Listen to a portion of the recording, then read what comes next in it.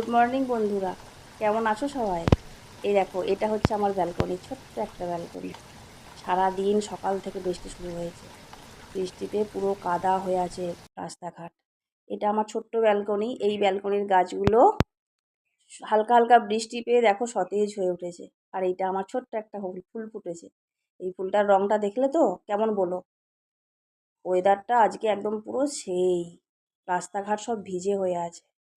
আর এই গাছগুলো দেখো কি সুন্দর। আর এদিকে আমার মেয়ের বাবুর এক্সাম শেষ হয়েছে।